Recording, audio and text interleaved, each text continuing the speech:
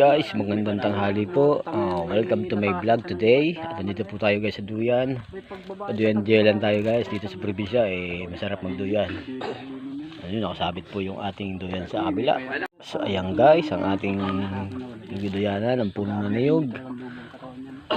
Binitin po natin yung ating duyan guys. Sarap ng buhay dito sa probinsya guys. Ayan. Naman po sa mangga nakatali guys. Ayan, ganda. Mamaya po samahan nyo po ako. Pupunta po tayo magandang lugar guys. At eto na po tayo guys. Naglalakad na naman po tayo dito sa pathway. Maganda itong lugar na ito. Ang napapansin ko po dito guys, marami mga bayabas. Mamaya po ayan po, nakikita po ninyo bayabas na yan. Lapitan natin. Tayo mga ano po guys, ng bayabas. Dahil bunga guys, bayabas po ito. Ayun, medyo mataas na yun. May mababa dito sa kabila guys. Dito tayo kukuha ng bayabas. May hinog din dito sa kabila, sa unahan. At tayo po yung atusan bumili ng gamot guys. Ito may talong po dito. Yan, may talong. Medyo maliliit ang talong pero may tanim na talong. Ngayon po ang tubigan guys. Kalawakan ang tubigan. Ayan, maganda yan. Lawakan na kalang tubigan, nakatalok na sila. Pagtanim sila ng balay. Dadako naman po tayo dito sa may bayabas guys. Kasi tayo ay nautusan bumili ng pinabibili po sa atin. Ang ganda ng pathway niya ang saya sa lugar na ito. Ayun ang bayabas. Ay naman may bahay ho doon guys. Marami siyang tanim na tea plant. Ayan, ang tea plant. Yung mga kulay pula na yan guys, tea plant yan. Ito naman ang bayabas. Ayun ang gusto natin bayabas guys. Ang daming hinog ayun guys, ang daming hinog ng bayabas. Wow, tayo ng bayabas guys. Manghingi tayo sa puno. Pahingin ng bayabas. Guys, yung bayabas ayan, dalawa, tatlo lang ang kukuhain natin.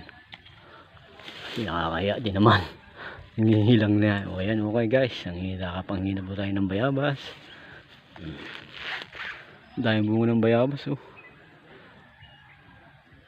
ang gandang tingnan guys. Ayan po, sige mamaya po at pakikita ko lang po sa inyo ibang pasyalan natin dito sa barangay Magilayan.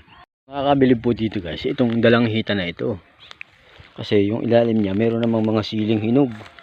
Dito po rin guys sa probinsya natin Magilayan.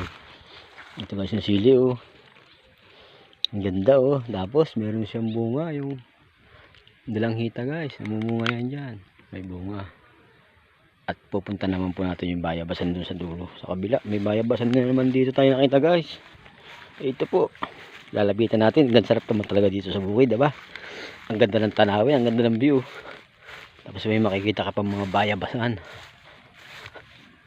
Ito, may mga bunga din may mga hinog din guys. Lawak ng kanilang pastulan ng kalabaw.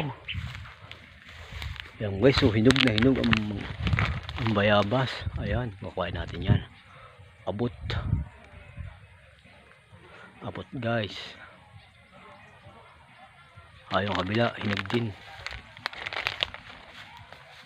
So ayan guys, puro mga hinog ang mga bayabas natin.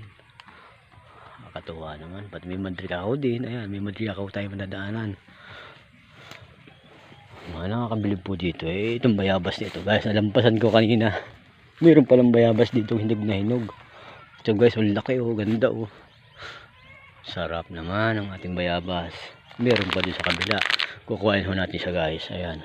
Isipin mo sariwang bayabas. Pipitasin mo lang sa puno. Hindi lang yan. Meron pang isa dito guys sa kabila. Ito po yan guys. Dalawang malaking bayabas. Sarap naman ang buhay talaga sa probinsya ba. Ayan guys, kukuhain natin.